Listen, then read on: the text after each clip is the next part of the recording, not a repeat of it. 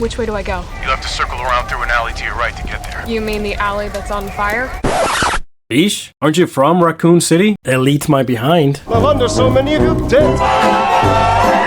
Fuck you.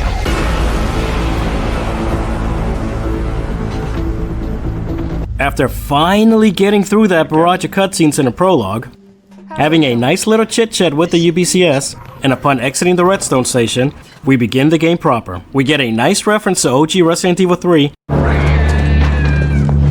go through a short alley, and we are treated to not one, but two more cutscenes. Upon activating the first of these, and during our first objective to restore the power to the substation, Jill encounters a bit of a pickle, and suddenly, Carlos commits a cardinal sin that we all men commit, of trying to provide solutions to a woman's dilemma. A strong, independent woman's dilemma. You'll have to circle around through an alley to your right to get there. And Jill appropriately gives him the sass. Again, sass. You mean the alley that's on fire? How dare you, Mr. Man. As many of you have guessed by now, this shouldn't even be an issue for Jill. Carlos is a mercenary deployed, presumably, from a different city. Because as far as I'm aware, the UBCS isn't based out of Raccoon City. Thus, he should naturally be unfamiliar with Raccoon City. There are no laptops with fancy schematics anywhere around them or with their equipment. Even with Umbrella's funding, Mikhail and his team are standard ground units, not special forces, unlike Hunk and the USS Wolfpack units that would merit such technology. Therefore, Carlos is presumably providing route information using one of the many maps scattered throughout the subway station as reference. He could have one on hand, or alternatively, he could have taken notes or memorized the area of operations for mission briefings. After all, Mikhail does seem to possess some knowledge of not only Raccoon City, but also of the RPD, stars, and of course, something Valentine. But again, that's why Mikhail is the real MVP. And this is where my issue with Jill comes into play.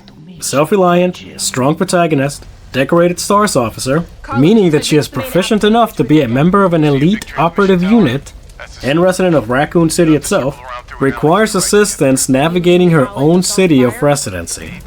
The city where she has been employed for some time. Furthermore, employed as a police officer. You know, a profession that is known to regularly conduct operations that require knowledge of the area of, well, operations. And yet, she requires this assistance from people who have been in the city for no more than a couple of days. Tops. Yes, I am aware of Nicola's report, but I'll leave that for another video. And she has the nerve to sass Carl? Alright, that sounded a little weird. Carlos. Carl. Los. Carlos. And she has the nerve to sass Carlos? I can understand her initial reluctance to work alongside the UBCS, but not knowing an alternate route to a building right down the street? Sure, most of us are unfamiliar with the location of the substation in our respective city or county. I mean, I have no idea where the substation is located in my hometown, nor what a substation looks like to begin with. But to further hammer my point, and despite the upsizing of Raccoon City in every subsequent entry, Jill lives only a few blocks away and works right down the street from the substation. Plus, she has a whole map of Raccoon City in her apartment. It's the center of her crazy board, yo. I seriously believe that this map would play a bigger role in the game. I thought all these notes were clues to puzzles that we would be required to solve. Because, you know, Resident Evil, survival, horror. I know it's a collector's edition exclusive, but I thought they'd be a digital counterpart within the game. Let me know in the comments if you thought the same. Quick note, while editing this, I realized that the notes on the maps didn't make sense. They're from Jill's point of view, right? Wrong. They're actually from Nikolai's point of view, which I guess makes more sense in the context of the notes. To be fair, it is a collector's item, so it's not as though I took it out over and over to examine it. Also, I accidentally deleted the raw audio of my realization of this fact. So it's gone forever because CapCut doesn't have a trash, recycle, or rubbish bin. You might want to get on that, CapCut. But if you'd like to know what it sounded like, it went a little something like this. Oh, what? No way. Now it makes more sense. Did you guys know about this? What? If you did, let me know in the comments. Yeah. Hashtag true story, dog. I did consider that she could have simply been asking for an alternate route. If so, shouldn't she be aware of at least a few by now? And yes, Carlos assisting Jill is more of a way for developers to assist the player because we don't know everything that Jill knows. It's just that there's so many more organic methods to go about this. For example, Jill sees that the route is blocked and explains out loud that it would be a good idea to find a hose with which to extinguish the fire. Instead of this cringe. You'll have to circle around through an alley to your right to get there. You mean the alley that's on fire? Maybe. Surely a tall drink of water like yourself can put out a few flames.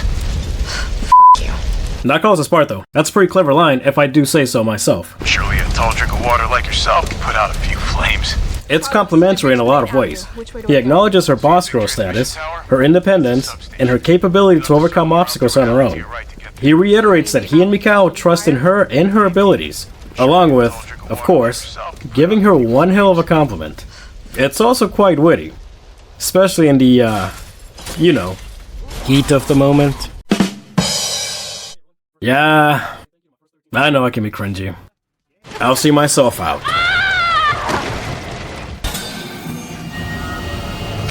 But in this scene, only Joe's response is cringe. And rude, especially to a person who is just trying to help, after you asked for that help by answering a question that you asked about navigating your own city.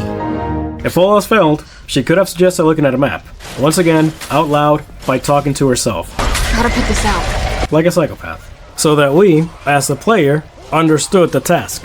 After all, the substation is one of the few landmarks labeled. And with the assistance of a map, we could have found an alternate route or stumbled upon the hose. Oh my god! Not that kind of hose. This hose. Or we could have just followed these giant beacons. Anyway, it just feels as though the game is holding your hand throughout, as opposed to allowing us to explore and solve the issues on our own, which would be fine in assisted mode, but not so much in Nightmare or Inferno. Again, it feels as though the game is trying to get us through this set piece as quickly as possible, which is not a good sign for any game. And for those of us who can't solve a simple puzzle through old-fashioned exploration, returning to the subway car could have remained an option to trigger this exchange with Carlos. Everyone needs a little help here and there. Also, if Carlos knows his way around Raccoon better than Jill, remind me again why the UBCS need her assistance? Oh my god! Duh. We did make it this far into the game with only one piece of dialogue as guidance. Head up to street level. You'll find supplies there. And it's not as though you can easily get lost, nor is the task too complex. There's what, like, 3 streets? And speaking of streets, they ain't gonna run themselves. If you stuck around through that little rant, let me thank you by treating you to a quickie about REgenerative Zombies. And no, I don't mean T-Virus zombies. Let me just show you.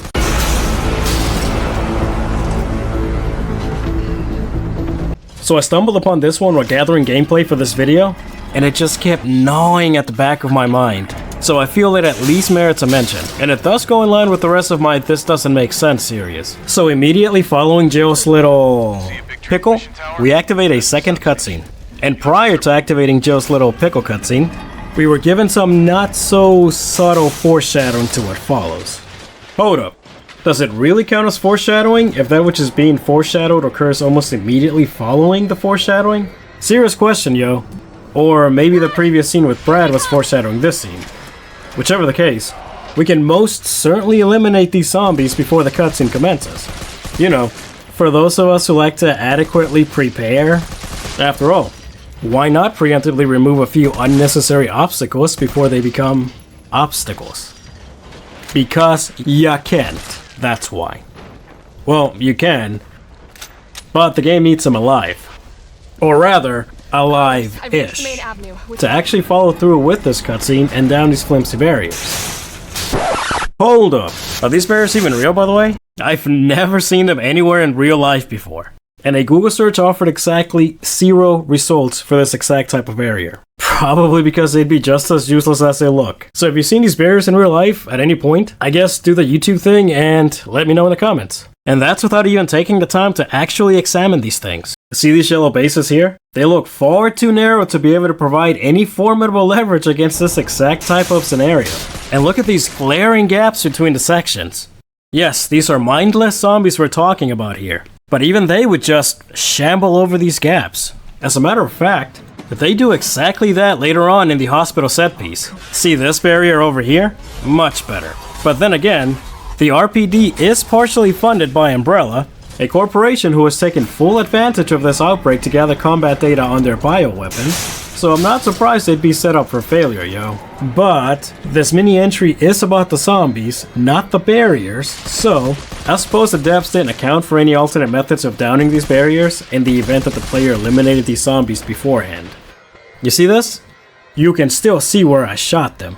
So you know I'm not just splicing different gameplays together to make a point. Maybe I should have just Gone for the head. or double tap them so there could be no room for speculation. Side note, I decided to do just that. Just for you lovely folk. Nah, I did it just to be sure. But also for you all. Lo and behold, same result. But now I'm thinking, maybe I should have used the rocket launcher. Just so I can be even more sure. More sure, if you will. No, this'll do. This is good enough. So I suppose I do understand why these undead become dead, and then undead, and then dead. Again. I mean, it's not as though they couldn't just place this barrel a little bit closer to the barriers and give it barrier knocking down capabilities. Spawn a different zombie entirely just for this task, or just have a magic explosion within a cutscene if all the zombies available have been downed. It's just that there were so many other methods they could have allotted the player from which to choose. But respawning the exact same zombies? That's just lazy writing. But then again, writing isn't one of the highlights of the remake. Jeez. Okay. If you enjoyed this video and would like to start my things that don't make sense in Resident Evil 3 Remake or the Remake series from the beginning, be sure to click on the link in the comments or the appropriate end card. And remember folks, saving is free, so save often and save a life. So hopefully I'll see you next time, but for now I have to go, I love you, bye!